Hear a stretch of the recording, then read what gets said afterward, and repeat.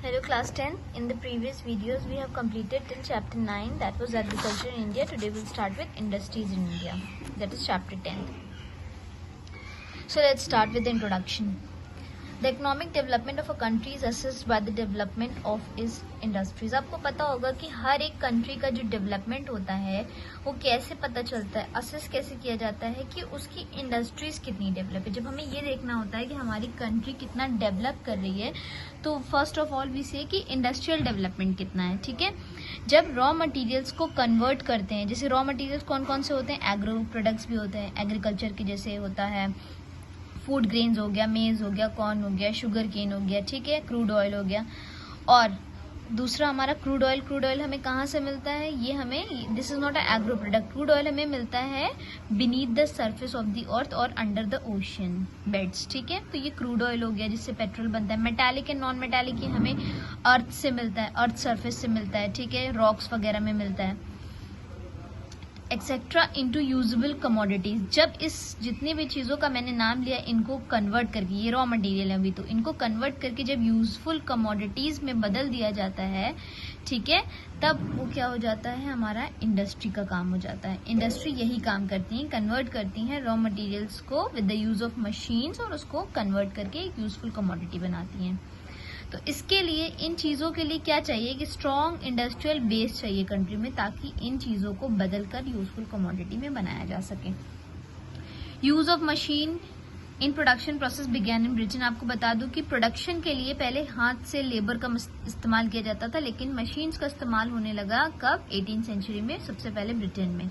इसको वहां नाम दिया गया industrial revolution. Right, the quantity and quality of industrial output not only determines the self-sufficiency of a country requirements to a great extent, but is also capable of bringing in much needed foreign exchange earnings for overall economic growth. अब आपको बता दूं कि हमारे industrial output, जो भी हमारा product निकल के आ रहा है इंडस्ट्री से, उसकी क्वांटिटी एंड क्वालिटी सिर्फ यही नहीं डिपेंड करता, यही नहीं डिटरमाइन करता कि हम कितने सेल्फ सफिशिएंट हैं.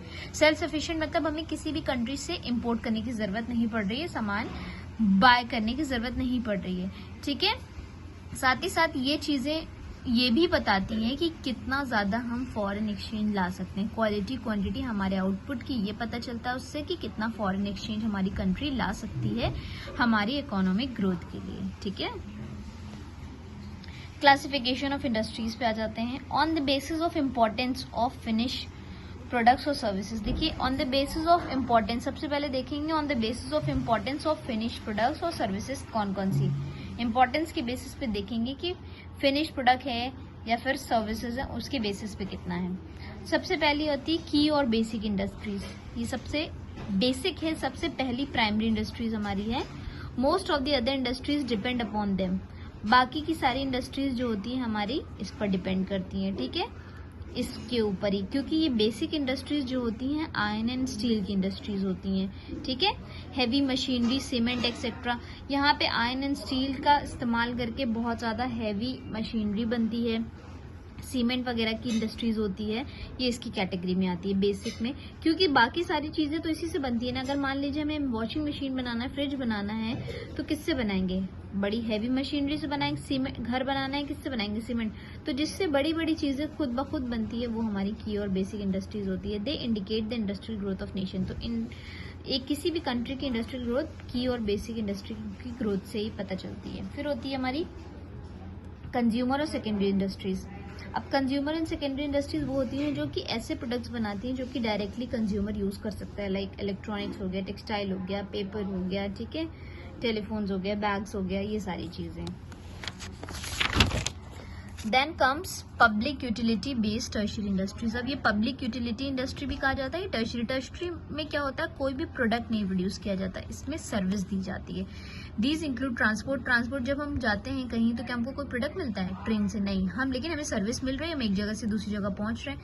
डॉक्टर के यहाँ जाते हैं, क्या हमें कोई प्रोडक्ट वो देते नहीं, हमें सर्विस देते हैं, हमारी तबीयत ठीक करते हैं. इंश्योरेंस में कोई हमें प्रोडक्ट मिलता है नहीं, लेकिन हमारी लाइफ और हमारे एसेट्स इंश्योर होते हैं. ठीक है, एजुकेशन में हमें कोई प्रोडक्ट नहीं मिल रहा है लेकिन हमें सर्विस मिल रही है, we are getting educated. So they do not produce any goods but provide services.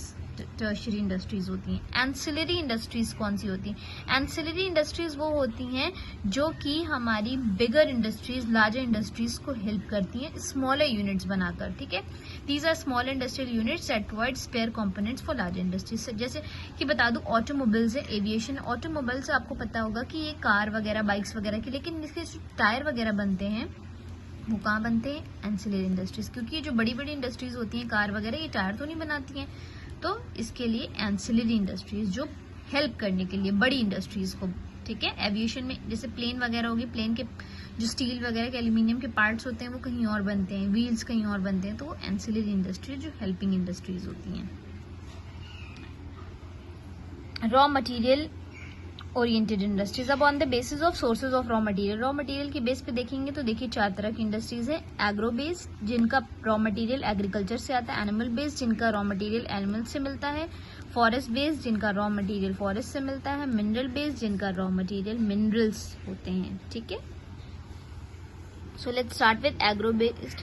तो these industry procure their raw materials from agriculture. मैंने जैसा कि आपको बताया कि इनका रॉ मटेरियल जो होता है एग्रीकल्चर सेक्टर से आता है। जैसे कि शुगर केन हो गया, रॉ मटेरियल है, तो शुगर केन से फिर इंडस्ट्री में शुगर बनती है, तो ये शुगर इंडस्ट्री का रॉ मटेरियल हो गया, तो एग्रो बेस्ड। मिनरल में देखिए जैसे कि आयरन स्टील इंडस्ट्रीज होती है, ठीक है, पेट्रोलियम रिफाइनरीज होती है, इनका जो रॉ मटेरियल है वो कहाँ से आ रहा है? हमें मिनरल्स के थ्रू मिल रहा है, ठीक है। ये मिनरल्स को इस्तेमाल करते हैं। अब मिनरल्स कौन कौन से होते हैं? आयरन निकलता है आयरन ओर से, ठीक है। एल्यूमिनियम निकलता है बॉक्साइट से, जो कि ओर है एल्यूमिनियम का। तो ये सब हमें नेचर से मिलता है और उसको फिर कन्वर्ट करके इससे स्टील, आयरन बनाया जाता है। और हमको क्रूड ऑयल मिलता है किससे? अर्थ के बीनीथ से मिलता है, उससे पेट्रोलियम बनाया जाता है, ठीक है।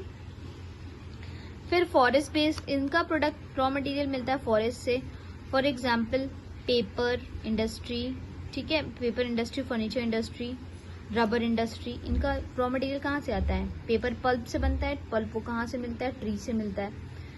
फर्नीचर का कैसे बनता है? वुड से बनता है, वुड ट्री से मिलता है, तो सारे ट्री फॉरेस्ट में होते हैं। एनिमल बेस, अब एनिमल बेस में आपको नाम सुन के ही लग रहा होगा, जैसे सिल्क है, वुल है, ठीक है, वुलन क्लोथ्स हैं, डेयरी है, लेदर, तो ये प्रोडक्ट्स हमको कहाँ से मिलते हैं? एनिमल से मिलते हैं, ठीक है। एनिमल से मिल्क मिलता है, उससे डेयरी के प्रोडक्ट्स बनते हैं कि नहीं बनते हैं?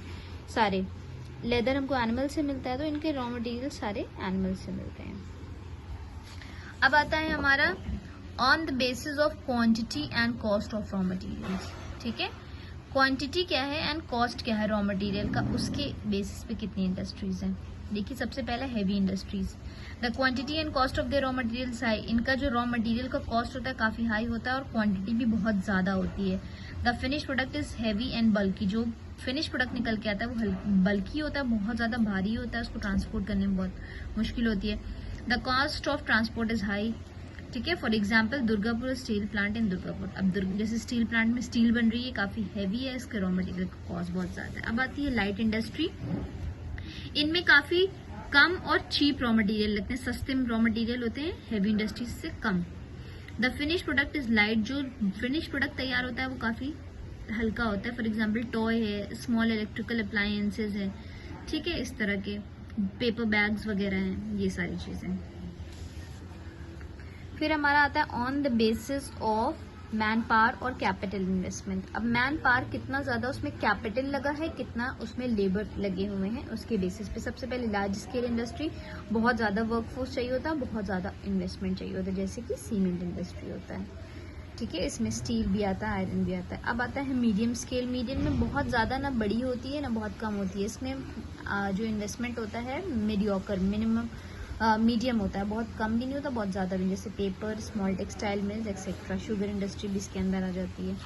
स्मॉल स्केल में अब देख लेते हैं। Small scale relatively less number of people work, ठीक है। इसमें क्या होता है, काफ़ी कम लोग काम करते हैं और कैपिटल रिक्वायरमेंट भी कम होती है, जैसे कि इमिटेशन ज्वेलरी, आर्टिफिशियल ज्वेलरी वगैरह बनती है, वो सब होता है, इसके अंदर आता है। Government of India encourages small scale industries because they provide. अब गवर्नमेंट ऑफ इंडिया जो है, हमारी गवर्नमेंट है, वो स्मॉल स्केल इंडस्ट्री को काफ़ी इंकरेज करती है, क्योंकि ये लार्ज स्केल एम्प्लॉयमेंट देती है रूरल एरियाज में। क्योंकि यहाँ पे जो वर्कर्स काम करते हैं उनमें बहुत ज़्यादा स्किल की ज़रूरत नहीं होती है, ठीक है, बहुत ज़्यादा मतलब स्पेशलाइज स्किल की ज़रूरत नहीं होती है। थोड़े बहुत इलिटरेट लोग भी जो होते हैं वो भी काम कर सकते हैं, तो बहुत लोगों को एम्प्लॉयमेंट मिलता है, गाँव के लोगों को रूरल एरिया में, ठीक है। रूरल रीजन का अपलिफ्टमेंट होता है, रूरल रीजन में अगर स्मॉल स्केल इंडस्ट्री खुलेगी तो काफ़ी वहाँ का डेवलपमेंट होगा।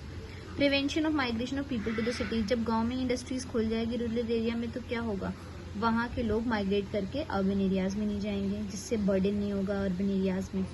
डिसेंट्रलाइजेशन ऑफ इंडस्ट्रीज, अब देखिए इंडस्ट्रीज ज़्यादातर क्या होती है अर्बन एरियाज में क्या होती है, लेकिन गवर्नमेंट ने ऐसा रिकमेंड किया है कि इंडस्ट्रीज का डिसेंट्रलाइजेशन होना चाहिए, मतलब कि whether it's rural area, urban area और सेमी अर्बन एरिया, हर जगह इंडस्ट्री होनी। तो डिसेंट्रलाइजेशन मतलब हर जगह स्कैटर्ड हो जाती है इंडस्ट्री, जिससे डेवलपमेंट बैलेंस होता है। ऐसा ना हो कि सिर्फ शहर डेवलप हो रहा है गाँव नहीं डेवलप हो रहा है, तो दोनों चीज डेवलप हो जाती है।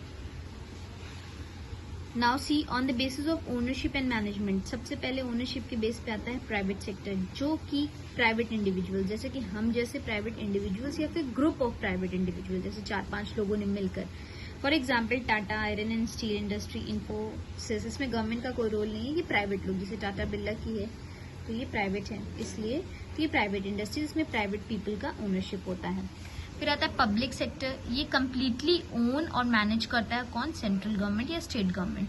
These are chiefly public utility based industry, ये पब्लिक को सर्विस प्रोवाइड करने के लिए बनाई जाती है और ये गवर्नमेंट कंट्रोल में होती है, गवर्नमेंट की ओनरशिप में होती है। For example GAIL, gas authority of India, Indian railways, ठीक है।